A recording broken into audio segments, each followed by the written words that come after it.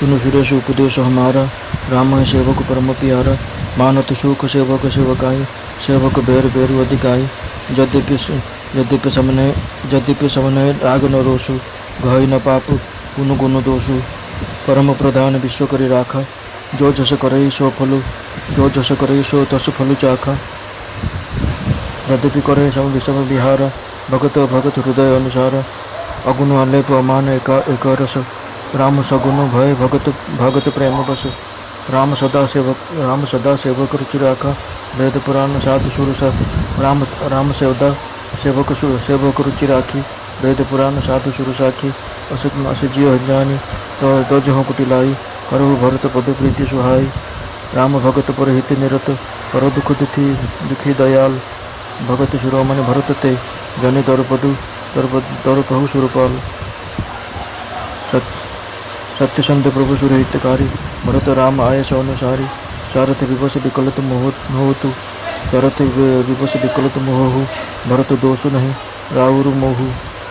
सुनि सुरबर सुरगुरु बरबानी। भा प्रमदु मन मिटी ग्लानी। बरसी परसुन हरिषि सुर राउ, लगे सराहन भरत स्वभाव। ए विधि भरत चले मग जाहि, दशा देखी मुनि सिद्ध सहाहि। जब ही राम कही लही उपासा, उपगत प्रेम मानो बहु भाषा। द्रवहि बचन सुनि कुलिस पसाना, पुरजन प्रेम न जाई बखाना। बीच बास करी जन मोहि आए, निरुख नीरु लोचन जल छाए। निरुख नीरु लोचन जल छाए। रघुबर बरन बिलो की बर, बारी समेत समाज। हो तुम अगन बारिधि बिरह, चढ़े विवेक जहाज। जमुन तीर तही दिन करि वासु, भयो समय सम सबहि उपासु। राति घाट की तरनी, आई अगणित जाहि न बरनी। प्रात पार पाई कहीं खेवा, उसे राम सखा की सेवा। चले नहाई नदी सिर नाई, साथ निषादनाथ दो भाई। आगे मुनिबर बहान आछे, राज समाज जाय सब पाछे। दही पाछे दो बंधु पयंदे, भूषण बसन बेस सुटि साधे। सेवक शुद्ध सचिव शुद्ध साध्य, सुमिरत रखनु सिय रघुनाथ। जहाँ तह राम बास विश्रामा, तहाँ करहि सप्रेम प्रणामा। मगरवास नर नारी सुनि, धाम काम तज धाई। देखि स्वरूप सन सब, मुदित जन्म फुल पाई।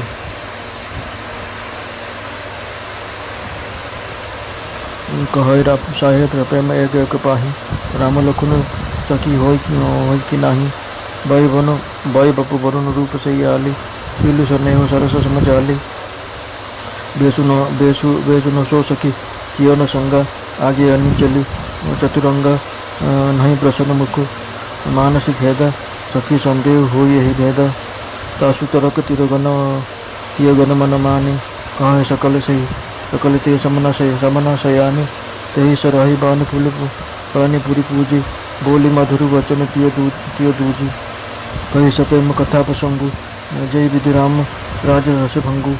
भरत ही बहुरी सराहन लागी, शील स्नेह सुभाय सुभागी। चलत पयाद खात फल, पिता दीन तज राजू। जात मनावन रघुबर ही, भरत सरिस को आजू। भयस भगति भरत आचरण, कहत सुनत दुख दुषन हरण। जो किछु कहबु होरि सखी सोई, राम बंधु असु कहे न होई।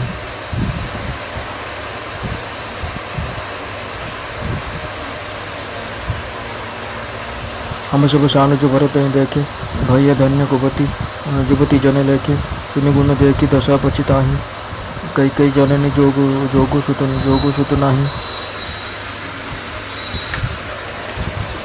कौ दुसन रानी नाहिर, विधि सब कीन हम जो दाहिर। कह हम लोक वेद विधिहीना, लघुतिय कुल करतुति मलिना। बसे सुदेश कुगावो कुबामा, कह सरसु पुण्य परिणामा।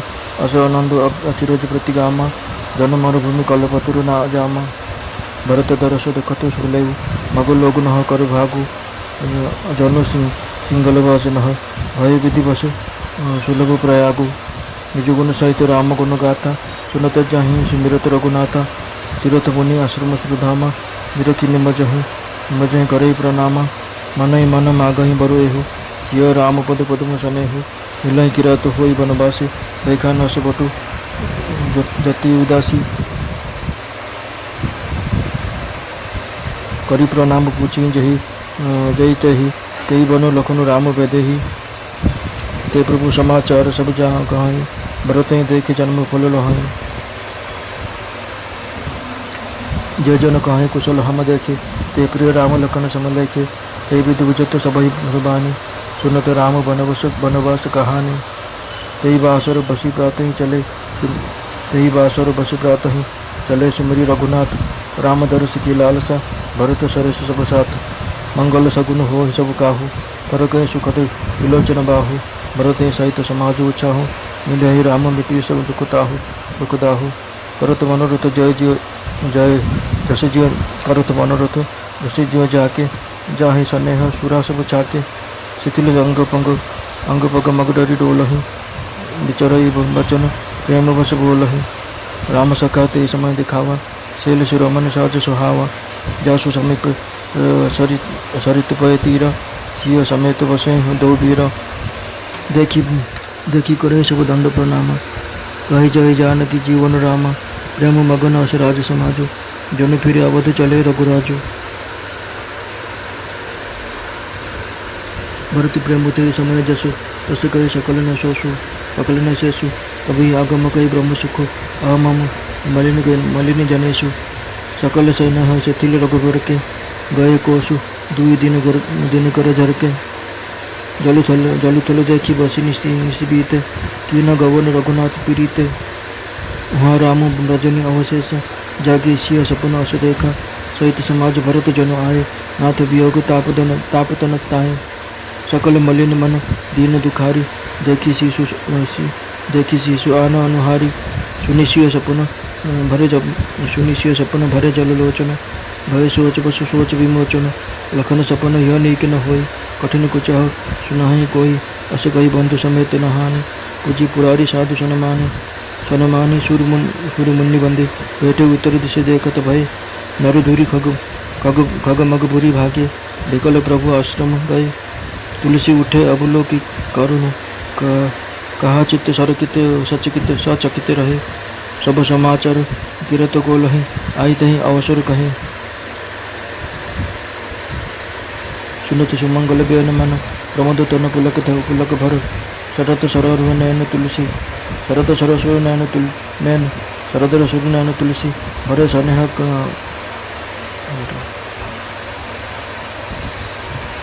मन प्रमोद तन पुलक भर नयन तुलसी भरे स्नेह जल शरद सरोवर मन प्रमोद तन पुलक भर सुनत सुमंगल बेन तुलसी भरे स्नेह जल शरद सरोवर नयन बहुरी सोच वसुधे सियर वनु कावन कारण कवन भरत आगवन एक आयस कहा बहोरी सेन संग चतुरंग न थोरी सो सुनि रामय भावति सोचो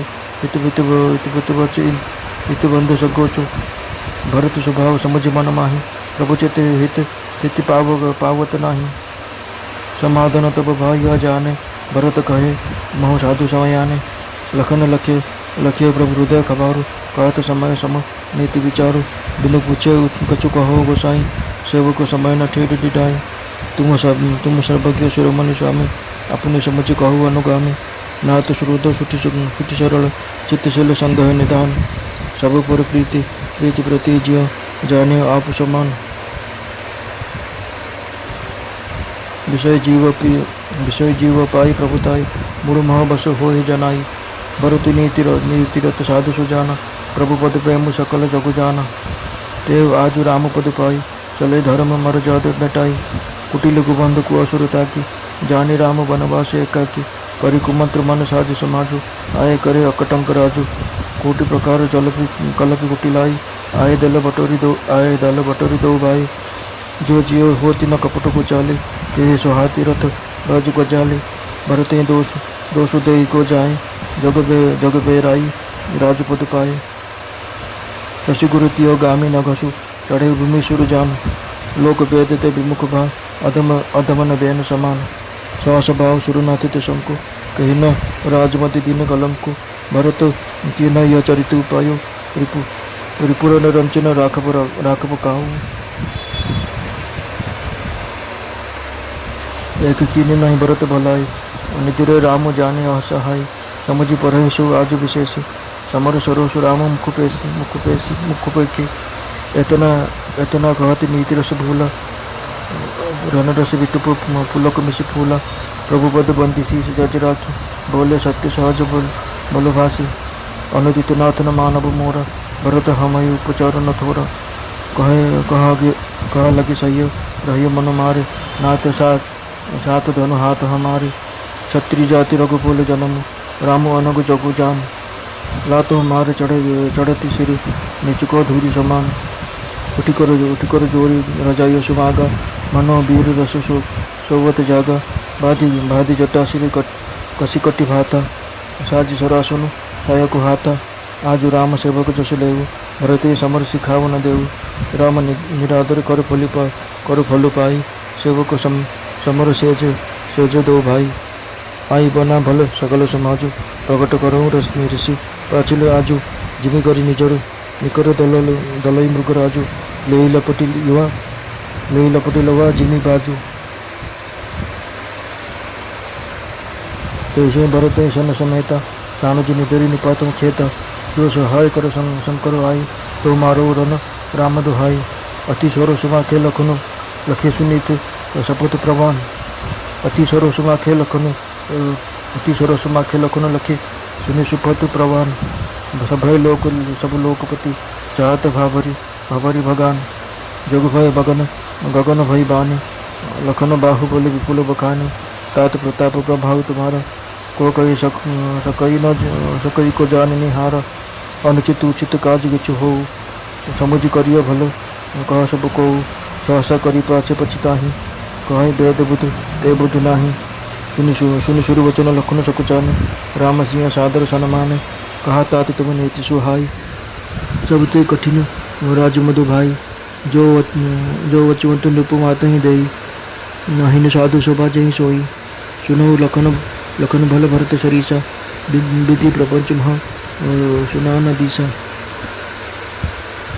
भरत ही होई न राज मधु विधि हरिहर पद पाई प्रभु की काजी श्रीकरणी श्री सिंधु विसनाई तिमिरु तरुण तरुणी मकु गिलाई गगन मगन मक्कु मेघ मिलाई गोपत गुंजोलु चूढ़ई घट जोने सहज क्षमा बुरु छड़े छोने मशक फूंक मकु मेरु उड़ाई कोई न नृप मध भरत ही भाई लखन तुम्हारे सपत पितु आना शुचि सुबंधु ही भरत समाना सगुन खीरु अवगुण जल ताता मिलय रचई पर पंच विधाता भरत हंस रविवंश तड़ागा जनमी किन्ह गुण दोष विभागा भई गुण पय तज अवगुण बारी जस जतन जगत किन्यु उजियारी कहत भरत गुण शील स्वभाव हेम पयोधि मगन रघुराव सुनि रघुबीर बानी विभूति देखी भरत पर सुनि रघुबर बानी विभूति देखी भरत पर हेतु सकल सरहत राम सो प्रभु को कृपा निकेतु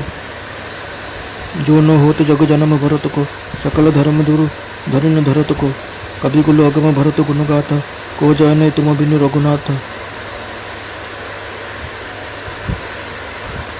लखन राम सिंह सुनि सुरबानी अति शुक्र लहयो न जाई बखानी। हे सुरेश मो उपदेश शुण सेवक मैंने श्रीरामकर परम प्रिय से सेवकर सेवा कले परम संतोष लाभ करते और सेवा प्रति वैर भाव को विराट वैरता बोली मनती जदि प्रभु समदष्टा राग ना कि राग अर्थात आसक्ति नहीं कि रोष नहीं से कहार पाप पुण्य गुणदोष को ग्रहण करते नहीं से विश्व कर्म को ही प्राधान्य देते अर्थात जे जपरी करे से सेपरी फल भोग करे तथापि से भक्त अभक्त हृदय अनुसार सम विषम व्यवहार करती भक्त हृदय लगाती और भक्त को मारी तारी दियंती निर्गुण निर्लेप मान रहित मु सदा एकरस भगवान श्रीराम केवल भक्तर प्रेमाधीन हो सगुण होती श्रीराम शब्द भक्तर इच्छा पूरण करती वेद पुराण साधु सन्तु देवता मैंने यार साक्षी यह उपलब्धि कर कुटिलता छाड़ दियो और भरत चरण में गभीर प्रीति रख हे देवराज इंद्र श्रीराम भक्त मैंने अन्य हित साधन लगी रहती से बड़ दयालु तथा अन्य दुखरे दुखी होती ପୁଣି ଭରତ ତ ଭକ୍ତମାନଙ୍କର ଶିରୋମଣି, ତେଣୁ ତାଙ୍କୁ ଆଦୌ ଡରନ୍ତୁ ନାହିଁ। ପ୍ରଭୁ ଶ୍ରୀରାମ ହେଉଛନ୍ତି ସତ୍ୟସନ୍ଧ ଓ ଦେବରାଜଙ୍କର ହିତ ସାଧକ। ଭରତ ହେଉଛନ୍ତି ଶ୍ରୀରାମଙ୍କର ଆଜ୍ଞାବହ। ତୁମେ ବୃଥାର ଅଧିକ ସ୍ୱାର୍ଥ ବସାଇ ବ୍ୟାକୁଳ ହେଉଛ। ଏଥିରେ ଭରତଙ୍କର କୌଣସି ଦୋଷ ନାହିଁ। ଏହା ତୁମ ନିଜର ସମ୍ମୋହ ମାତ୍ର। ଦେବଗୁରୁ ବୃହସ୍ପତିଙ୍କ ରୂପଦର୍ଶ ଶୁଣି ଇନ୍ଦ୍ରଙ୍କ ମନରେ ବିଶେଷ ଆନନ୍ଦ ଜାତ ହେଲା।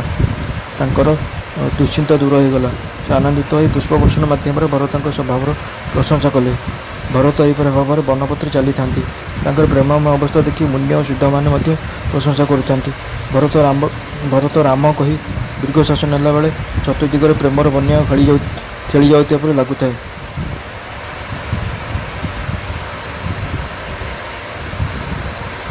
ତାଙ୍କର ପ୍ରେମ ଓ ନମ୍ରତାପୂର୍ଣ୍ଣ ବଚନ ଶୁଣି ବଜ୍ର ଓ ପାଷାଣ ବି ତରଳି ଯାଉଥାଏ। ଅଯୋଧ୍ୟାବାସୀଙ୍କର ପ୍ରେମ ତ କହିଲେ ନ ସରେ। ଅଧାବାଟରେ ଡେରା ପକାଇ ଭରତ ଯମୁନା ତଟକୁ ଆସିଲେ। ଯମୁନାର ଜଳ ଦେଖି ତାଙ୍କ ନୟନ ଅଶ୍ରୁରେ ପୂର୍ଣ୍ଣ ହୋଇଗଲା।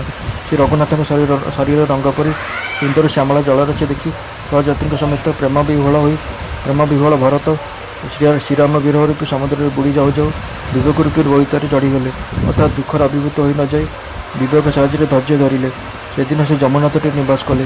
ସମୟାନୁସାରେ ସମସ୍ତଙ୍କ ନିମନ୍ତେ ଖାଦ୍ୟ ପେୟର ଉତ୍ତମ ବ୍ୟବସ୍ଥା ହୋଇଗଲା। ନିଷାଦ ରାଜାଙ୍କ ଆଦେଶକ୍ରମେ ରାତାରାତି ବିଭିନ୍ନ ଘାଟରୁ ଏପରି ଅଗଣିତ ନୌକା ଆସି ସେଠାରେ ପହଞ୍ଚିଗଲା ଯେ ସେସବୁର ବର୍ଣ୍ଣନା କରିହେବ ନାହିଁ। ପରଦିନ ସକାଳ ଗୋଟିଏ ପ୍ରୟାସରେ ହିଁ ସମସ୍ତେ ନଦୀ ପାର ହୋଇଗଲେ।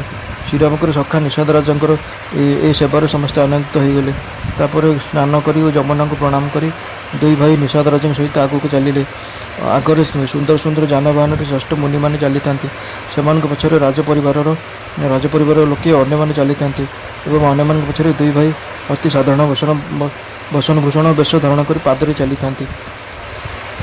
ସେବକ ମିତ୍ର ଓ ମନ୍ତ୍ରୀପୁତ୍ରମାନେ ସେମାନଙ୍କ ସାଥିରେ ଥାନ୍ତି। ସମସ୍ତେ ଶ୍ରୀରାମ, ଲକ୍ଷ୍ମଣ ଓ ଦେବୀ ସୀତାଙ୍କୁ ସ୍ମରଣ କରି ଚାଲିଥାନ୍ତି। ବାଟରେ ଯେଉଁ ସ୍ଥାନରେ ଶ୍ରୀରାମ ବିଶ୍ରାମ ନେଇଥିଲେ ସେ ସ୍ଥାନରେ ଏମାନେ ସପ୍ରେମେ ପ୍ରଣାମ କରୁଥାନ୍ତି। ବାଟରେ ପାଖ ଗାଁମାନଙ୍କରେ ରହିଥିବା ନରନାରୀ ଏମାନଙ୍କ ବିଷୟ ଶୁଣି ଏମାନଙ୍କୁ ଦେଖିବା ଲାଗି ନିଜର କାମଧନ୍ଦା ଛାଡ଼ି ଧାଇଁ ଆସୁଥାନ୍ତି ଏବଂ ଏମାନଙ୍କର ରୂପ, ସୌନ୍ଦର୍ଯ୍ୟ ଓ ପ୍ରେମ ଦେଖି ମନୁଷ୍ୟ ଜନ୍ମ ସାର୍ଥକ ହୋଇଗଲା ବୋଲି ଭାବି ଆନନ୍ଦିତ ହେଉଥାନ୍ତି। ଗ୍ରାମର ସ୍ତ୍ରୀ ଲୋକମାନେ ପରସ୍ପର ମଧ୍ୟରେ କଥାବାର୍ତ୍ତା ହେଉଥାନ୍ତି। କେହି ଜଣେ କହିଲା, ସଖୀ, ଏ ଦୁଇ ଜଣ ରାମ ଲକ୍ଷ୍ମଣ ନୁହନ୍ତି? ଏମାନଙ୍କର ଅବସ୍ଥା, ଶରୀର ଓ ରୂପ ରଙ୍ଗ ତ ସେଇମାନଙ୍କ ପରି, ସ୍ୱଭାବ, ସ୍ନେହ ଓ ହାବଭାବ ବି ଠିକ୍ ସେଇମାନଙ୍କ ପରି। କିନ୍ତୁ ହେ ସଖୀ, ଏମାନଙ୍କର ବେଶଭୂଷା ସେମାନଙ୍କ ପରି ଅଥବା ବକଳ ବସ୍ତ୍ର ଓ ମୁନିବେଶ ନୁହେଁ କି ସାଥିରେ ଦେବୀ ସୀତା ନାହାନ୍ତି। ପୁଣି ଏମାନଙ୍କ ଆଗରେ ତ ଚତୁରଙ୍ଗ ସେନା ଚାଲିଛନ୍ତି। ଆହୁରି ଗୋଟିଏ କଥା ଦେଖ, ଏମାନଙ୍କ ମୁହଁ ସେମାନଙ୍କ ମୁହଁ ପରି ପ୍ରସନ୍ନ ନୁହେଁ। ଏମାନଙ୍କ ମନରେ ଦୁଃଖ ରହିଛି। ହେ ସଖୀ, ଏହି ପ୍ରଭେଦ ଦେଖିଲେ ମନରେ ସନ୍ଦେହ ଆସୁଛି। ତା କଥା ଅନ୍ୟ ସ୍ତ୍ରୀ ଲୋକମାନଙ୍କ ମନକୁ ପାଇଲା। ସମସ୍ତେ କହିଲେ, ଏହାପରି ବୁଦ୍ଧିମତୀ ଆଉ କେହି ନାହିଁ। ତାକୁ ପ୍ରଶଂସା କରି ଏବଂ ତୁ ଠିକ୍ କହିଛୁ ବୋଲି କହି ଅନ୍ୟ ଜଣେ ସ୍ତ୍ରୀ ଲୋକ ତା କଥାକୁ ସମ୍ମାନ ଦେଲା। ଶ୍ରୀରାମଙ୍କର ସ୍ତ୍ରୀଲୋକର ଆନନ୍ଦ ଉତ୍ସବ କିପରି ଭାଙ୍ଗିଗଲା ସେ ସ୍ତ୍ରୀ ଲୋକଟି ତାହା ଅତି ଶ୍ରଦ୍ଧାର ସହିତ ବର୍ଣ୍ଣନା କଲା ଓ ଭରତଙ୍କ ଚରିତ୍ର, ସ୍ନେହ ଓ ସ୍ୱଭାବର ଉପରେ ପ୍ରଶଂସା କରିବାକୁ ଲାଗିଲା। ସେ କହିଲା, ଦେଖୁଛ, ଏ ଭରତ ପିତା ଦେଇଥିବା ରାଜ୍ୟ ତ୍ୟାଗ କରିଦେଇ ପାଦରେ ଚାଲୁଛନ୍ତି ଏବଂ ଶ୍ରୀରାମଙ୍କୁ କହି ଅଯୋଧ୍ୟା ଫେରିଯିବାକୁ ରାଜି କରାଇବା ପାଇଁ ଯାଉଛନ୍ତି। ଏ ନିଜେ ଫଳାହାର କରି ଯାଉଛନ୍ତି। ଆଜି ଏହାଙ୍କର ସମାନ ଆଉ କିଏ ଅଛି କହିଲ? ଭରତଙ୍କ ଭାତୃପ୍ରେମ, ଭକ୍ତି ଓ ଆଚରଣ ବିଷୟରେ କହିଲେ ଶୁଣିଲେ ମଣିଷର ଦୁଃଖ ଓ ଦୋଷ ଦୂର ହୋଇଯାଏ ସମ୍ପୂର୍ଣ୍ଣ। ଆଗ ସଖୀ, ଏହାଙ୍କ ସମ୍ବନ୍ଧରେ ଯେତେ କହିଲେ ବି ଅଳ୍ପ ହେବ। ଶ୍ରୀରାମଙ୍କର ଭାଇ, ଇଏ ତ ଶ୍ରୀରାମଙ୍କର ଭାଇ, ସେପରି ନ ହେବେ ବା କିପରି? ସାନ ଭାଇ ଶତ୍ରୁଘ୍ନଙ୍କ ସହିତ ଭରତଙ୍କୁ ଦେଖି ଆଜି ଆମେ ସମସ୍ତେ ଧନ୍ୟ ହୋଇଗଲୁ। ଭରତଙ୍କର ଏପରି ଗୁଣ ଶୁଣି ଓ ତାଙ୍କର ଅବସ୍ଥା ଦେଖି ସ୍ତ୍ରୀ ଲୋକମାନେ ଦୁଃଖ ପ୍ରକାଶ କରୁଥାନ୍ତି ଏବଂ କହୁଥାନ୍ତି, କୈକେୟୀ ଏଭଳି ପୁତ୍ରର ମା' ହେବାର ଯୋଗ୍ୟ ନୁହେଁ। ଆଉ କେହି କହୁଥାଏ, ଏଥିରେ ରାଣୀଙ୍କର ବି ଦୋଷ ନାହିଁ। ଏସବୁ ସେହି ବିଧାତା ହିଁ କରିଛି ଆମ ଭଲ ପାଇଁ। ଆମେ ତ ଲୋକ ଓ ବେଦ ଉଭୟ ରୀତିରେ ହୀନ, କୁଳ ଓ କର୍ମ ଉଭୟରେ ଛୋଟ, ପୁଣି ତୁଚ୍ଛ ସ୍ତ୍ରୀ ଜାତି। ପୁଣି ଆମେ ତ ଏଇ ବଣ ପାହାଡ଼ ଦେଶର ଓ ଏ ଅପର୍ଚ୍ଛନିଆ ଗାଁରେ ତୁଚ୍ଛ ସ୍ତ୍ରୀ ଲୋକ ସବୁ। ବିଧାତା କରିନଥିଲେ ଆମେ କେଉଁଠି, ଆଉ କେଡ଼େ ପୁଣ୍ୟର ଫଳସ୍ୱରୂପ ଏମାନଙ୍କର ଦର୍ଶନ କେଉଁଠି? ଏପରି ଭାବରେ ପ୍ରତି ଗାଁରେ ଆନନ୍ଦ ଓ ଐଶ୍ୱର୍ଯ୍ୟ ଖେଳିଗଲା।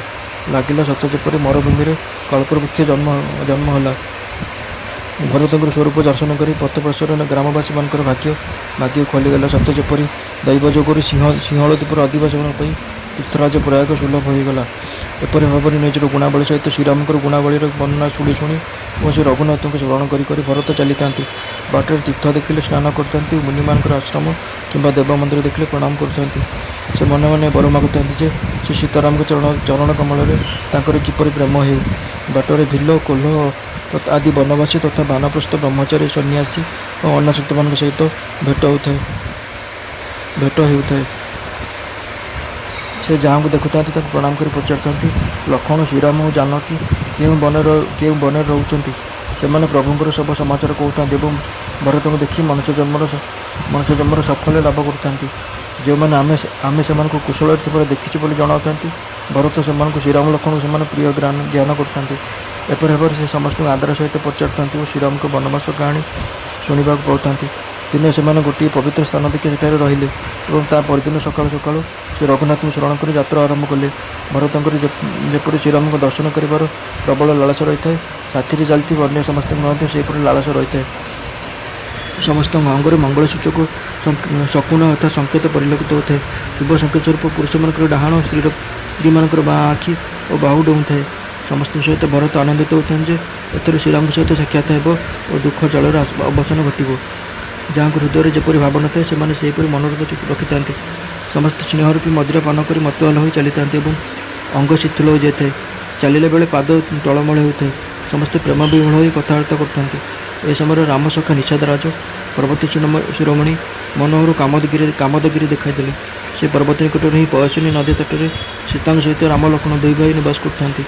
लोके से पर्वत को देखी जानकी जीवन श्रीराम जय बोली ध्वनि कले और पर्वत को दंडवत प्रणाम कले। समस्ते एपरी प्रेममग्न हो गले जे देखी मन है सत्य जपरी से रघुनाथ अयोध्या को प्रत्यावर्तन कर समय भरत प्रेम जपरी था शेष देवी कहीपर नहीं। अहत ममंत्र मलिन हो रही मनुष्य मान पक्षे ब्रह्मानंद जपरी अगम्य कविग निमंते ता ठीक से अगम्य। श्रीराम को प्रेम समस्ते विह्वल शीतल हो पड़ते जे सूर्यास्त सुधा से समस्त मात्र 2 कोस बाट चली पारे। जलर सुविधा भल स्थान देखी से न खाई न पी सेठे रात्रि विश्राम कले। राति पाऊ से रघुनाथ दर्शन पाई भरत आगतुरा बाहरी पड़े। सेपटे राति न पहुँच श्रीराम उठी पड़ते। राति सीता को तू स्वप्न देखी से श्रीराम को कहता तू स्वप्न देखी भरत लोक मान धरी सेटा चली आसी प्रभु विच्छद रूपी अग्नि शरीर संतप्त हो आसी लोक मैंने विषण दिन दुखी हो जाती। शाशु मैंने भी अन्य किसी रूप से आसी सीता स्वप्न वृत्तांत शुणी श्रीराम को नेत्र अश्रुरे छल छल हो गला और जो प्रभु समस्त शोकर मुक्त कर दिखती से लीलाक्रमे स्वयं शोकार्त हो गले। से कहले लक्ष्मण ये स्वप्नटा किसी भल जना पड़ूना कौन सी दुसंबाद शुणा जापे। एपरी कह से भाई सहित स्नान कले और त्रिपुरा महादेव को स्नान पूजा कर साधु मान को सम्मान प्रदर्शन कले। देवता मान को पूजा और मुनि मान को वंदना कर सारापर श्रीराम बसी उत्तर दिग को चाहिए। आकाश में धूली उठी था। विभिन्न पशुपक्षी व्याकुल हो प्रभु को आश्रम आड़ को धाई आसुँच। तुलसीदास कहते यह देखी प्रभु श्रीराम उठी ठिया पड़े और कारण कौन बोली विस्मित हो भाविया लगे। एति बेले कोल्ह भिल मैंने आसी भरत आसुवा समाचार कहले। तुलसीदास कहते से सुंदर मंगल समाचार शुणा क्षणी श्रीराम अत्यंत आनंदित हो उठिले। शरीर रोमांचित होगला और शरद ऋतुर कमल से नयन प्रेमाश्रुर पूर्ण होगला। सीतापति श्रीराम पुनर्बार चिंतार पड़गले भरत आसबार कारण कौन। इतिमध्य जड़े लोक आसी खबर देला जे आसुवा लोक साथी विराट चतुरंग सेना भी अच्छी। यह शुणी श्रीराम अत्यंत चिंतार पड़गले। सेपटे पिता आज्ञा एपटे भाई भरत प्रति भक्ति और सम्मान। भरत स्वभाव विचार कर प्रभु श्रीराम किसी स्थिर कर पारे नहीं। भरत साधु बुद्धिमान और मोर आज्ञा बह यह विचार कर से मन स्थिर करने किंतु लक्ष्मण लक्ष्य कले जे प्रभु का मन चिंतित हो जाए। तेणु से निजर समयोचित नीतिपूर्ण मत प्रकाश कर कहले हे प्रभु आपण नवचरण मुझे किसी कहना जाऊँगी आवश्यक समय दुष्टता देखाई सेवक किसी कहीदेले दुष्टता बोले धरा जाए नहीं। आपड़ पचारे ही मुझे कहि एभली अपेक्षा कर यह समय नुहे तेणु ये दोष धरवे ना। हे प्रभु आपण सर्वज्ञ मान शिरोमणि मु आपणकर सेवक निजर बुद्धि अनुसार जहाँ कि कहि। हे नाथ आपण तो परम सुहृद आपण बिना कारण परम हित करता सरल हृदय तथा स्नेह और सुशीलतार भंडार। आपणकर समस्त प्रति प्रेम और विश्वास रही। आपण मन करते समस्ते आपण पर भल किंतु हाथ को क्षमता आसीगले मूढ़ विषय जीव मोहवशत निजर असल स्वरूप देखा दिए। भरत नीतिपरायण साधु बुद्धिमान सत प्रभु चरण प्रेम थी कथा भी जगत समस्ते जानती किंतु से भरत आज ଆପଣଙ୍କ ପଦ ବା ସିଂହାସନ ବା ଅଧିକାର ପାଇଯାଇ ଧର୍ମର ମର୍ଯ୍ୟାଦା ଲଙ୍ଘନ କରି ଏଠାକୁ ଆସିଛନ୍ତି। ଆପଣଙ୍କ ସମୟ ଖରାପ ପଡ଼ିଛି ଓ ଆପଣ ବନବାସରେ ଏକୁଟିଆ ଅସହାୟ ଅବସ୍ଥାରେ ଅଛନ୍ତି ଜାଣି କୁଟିଳ କୁଭ୍ରାତ ଭରତ ମନରେ ଦୂରଭିସନ୍ଧି ରଖି ନିଜେ ନିଷ୍କଟକ ରାଜ୍ୟ ଭୋଗ କରିବେ ବୋଲି ଧରି ଲୋକମାନଙ୍କୁ ଧରି ଏଠାକୁ ଆସୁଛନ୍ତି। ମନରେ ଅନେକ ପ୍ରକାର କୁଟିଳତା ରଖି ସେନା ସଜାଇ ଦୁଇ ଭାଇ ଯାକ ଆସୁଛନ୍ତି। ତାଙ୍କ ମନରେ ଯଦି କପଟ ଓ କୁଚକ୍ର ନଥାନ୍ତା ତେବେ ଏପରି ଅସମୟରେ ରଥ ଘୋଡ଼ା ଓ ହାତୀପଲ ଧରି ଆସିବାକୁ କାହାକୁ ବା ଭଲ ଲାଗନ୍ତା। କିନ୍ତୁ ଏଥିପାଇଁ ଭରତଙ୍କୁ ବୃଥା ଦୋଷ ଦେଇ ଲାଭ ବା କ'ଣ? ରାଜପଦ ପାଇଗଲେ ତ ଜଗତର ସମସ୍ତେ ଏପରି ପାଗଳ ହୋଇଯାନ୍ତି। ଚନ୍ଦ୍ର ଗୁରୁପତ୍ନୀଗାମୀ ହୋଇଗଲେ। ରାଜା ନହୁଷ ବ୍ରାହ୍ମଣଙ୍କ ଦ୍ୱାରା ନିଜର ପାଲିଙ୍କି ବୋହାଇଲେ ଏବଂ ରାଜା ବେଣଙ୍କ ପରି ଅଧମତ ଆଉ କେହି ନାହିଁ। ସେ ଲୋକମତ ବେଦମତ ଉଭୟ ପ୍ରତି ବିମୁଖ ହୋଇଗଲେ। ସହସ୍ରବାହୁ ଦେବରାଜ ଇନ୍ଦ୍ର ଓ ତ୍ରିଶଙ୍କ ଆଦି କାହାକୁ ବା ରାଜମତ କଳଙ୍କ ଲଗାଇ ନ ଦେଇଛି। ଭରତ ଏ ଯେଉଁ ଉପାୟ କରିଛନ୍ତି ତାହା ଯଥାର୍ଥ, କାରଣ ଶତ୍ରୁର ଓ ଋଣର ଲୋଭ ମାତ୍ର ଅବଶେଷ ବାକି ରଖିବା ଉଚିତ ନୁହେଁ। ଅବଶ୍ୟ ଶ୍ରୀରାମ କଥା ତ ଆପଣଙ୍କୁ ଅସହାୟ ଜାଣି ଭରତ ଯେଉଁ ଅବଜ୍ଞା ପ୍ରକାଶ କଲେ ଏହି କଥା ସେ ଭଲ କଲେ ନାହିଁ। କିନ୍ତୁ ଆଜି ଯୁଦ୍ଧରେ ଶ୍ରୀରାମଙ୍କ ଅର୍ଥାତ୍ ଆପଣଙ୍କ କ୍ରୋଧପୂର୍ଣ୍ଣ ମୁଖ ଦେଖିଦେଲେ ଏ କଥାଟା ସେ ଭଲ ରୂପେ ବୁଝିଯିବେ। ଅବଜ୍ଞା କରିବାର ଫଳ ଭଲ ରୂପେ ପାଇଯିବେ। ଏତିକି କହୁ ଲକ୍ଷ୍ମଣ ନୀତି ଜ୍ଞାନ ଭୁଲିଗଲେ ଏବଂ ତାଙ୍କ ଶରୀରରେ ରୋମାଞ୍ଚ ଖେଳିଗଲା। ନୀତିକଥା କହୁ ତାଙ୍କ ଦେହରେ ବୀରରସ ଛାଇ ହୋଇଗଲା। ସେ ପ୍ରଭୁ ଶ୍ରୀରାମଙ୍କୁ ଚରଣ ବନ୍ଦନା କରି ମଥାରେ ଚରଣ ରଜ ଲଗାଇ ନିଜର ବାସ୍ତବିକ ଓ ସ୍ୱାଭାବିକ ବଳର ପରିଚୟ ଦେଇ କହିଲେ, ହେ ନାଥ, ମୋ କଥାକୁ ଅନୁଚିତ ମଣନ୍ତୁ ନାହିଁ। ଭରତ ଆମ ବିରୁଦ୍ଧରେ କିଛି କମ୍ ଆୟୋଜନ କରିନାହାନ୍ତି। ସାଥିରେ ପ୍ରଭୁ ଥାଉ ଥାଉ, କାନ୍ଧରେ ଧନୁ ଥାଉ ଥାଉ ଆଉ କେତେ ସହି ହେବ? କେତେ ମୁହଁପୋତି ବସି ରହିହେବ? ଜଗତ ଜାଣେ ଯେ ମୁଁ ଜାତିରେ କ୍ଷତ୍ରିୟ, ଜନ୍ମ ମୋର ରଘୁବଂଶରେ, ପୁଣି ମୁଁ ଶ୍ରୀରାମଙ୍କ ଅନୁଗାମୀ। ତେଣୁ ସହିଯିବି କିପରି? ଜଗତରେ ଧୂଳିଠାରୁ ହୀନ ଆଉ କିଏ ଅଛି? କିନ୍ତୁ ଲାତ ମାରିଦେଲେ ସେହି ଧୂଳି ବି ମୁଣ୍ଡରେ ଚଢ଼ିଯାଏ। ଏତିକି କହିଦେଇ ଲକ୍ଷ୍ମଣ ଉଠି ପଡ଼ିଲେ ଓ ହାତ ଯୋଡ଼ି ଆଜ୍ଞା ମାଗିଲେ। ଜାଣନ୍ତୁ, ସୁପ୍ତ ବୀରରସ ଜାଗି ଉଠିଲା। ସେ ଶିରରେ ଜଟା ବାନ୍ଧି ଅଣ୍ଟାରେ ତୁଣୀରେ ଭିଡ଼ି ଦେଲେ ଏବଂ ଧନୁ ସଜାଡ଼ି ହାତରେ ସର ଧରିଲେ। କହିଲେ, ଆଜି ମୁଁ ଶ୍ରୀରାମଙ୍କ ସେବକ ଭାବରେ ଯଶ ଲାଭ କରିବି ଏବଂ ଭରତଙ୍କୁ ଯୁଦ୍ଧରେ ଉଚ୍ଚ ଶିକ୍ଷା ଦେଇଦେବି। ଶ୍ରୀରାମଙ୍କୁ ଅବଜ୍ଞା କରିବାର ଫଳସ୍ୱରୂପ ଆଜି ସେ ଦୁଇ ଭାଇ ରଣଶଯ୍ୟାରେ ଶୋଇଯିବେ। ଭଲ ହୋଇଛି ଯେ ଅଯୋଧ୍ୟାର ଲୋକମାନେ ଆସି ଏଠାରେ ଏକତ୍ର ହୋଇଛନ୍ତି। ଆଜି ମୁଁ ପୂର୍ବର ସବୁତକ କ୍ରୋଧ ସୁଝାଇ ଦେବି। ସିଂହ ଯେପରି ହାତୀପଲକୁ ଦଳନ କରେ, ଛଞ୍ଚାଣ ଯେପରି ଗୁଣ୍ଡୁରୁକୁ ଝାମ୍ପି ନିଏ, ମୁଁ ସେପରି ସାନ ଭାଇକୁ ଓ ସେନା ସಮೇତ ଭରତଙ୍କୁ ପରାସ୍ତ କରି ରଣାଙ୍ଗଣରେ ନିପାତ କରିଦେବି। ସ୍ୱୟଂ ଶଙ୍କର ଆସି ସେମାନଙ୍କୁ ସାହାଯ୍ୟ କଲେ ବି ରାମଙ୍କ ରାଣ ଖାଇ କହୁଛି, ମୁଁ ତାଙ୍କୁ ଯୁଦ୍ଧରେ ଅବଶ୍ୟ ମାରିଦେବି। ଲକ୍ଷ୍ମଣଙ୍କୁ ଅତ୍ୟନ୍ତ କ୍ରୋଧାନ୍ୱିତ ଦେଖି ଓ ତାଙ୍କର ଦୃଢ଼ ଶପଥ ଶୁଣି ସମସ୍ତେ ଭୟଭୀତ ହୋଇଗଲେ। ଲୋକପାଳମାନେ ବିବ୍ରତ ହୋଇ ପଳାଇବାକୁ ଚାହିଁଲେ। ସମଗ୍ର ଜଗତ ଭୟଭୀତ ହୋଇଗଲା।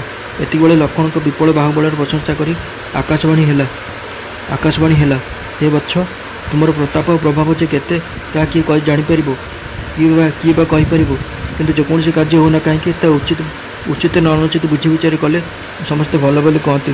ବିଦ୍ୱାନମାନେ କହନ୍ତି, ଯେଉଁମାନେ ନ ବୁଝି ନ ବିଚାରି ତରବର ହୋଇ କିଛି କରିଦେଇ ପରେ ପଶ୍ଚାତାପ କରନ୍ତି ସେମାନେ ବୁଦ୍ଧିମାନ ନୁହନ୍ତି।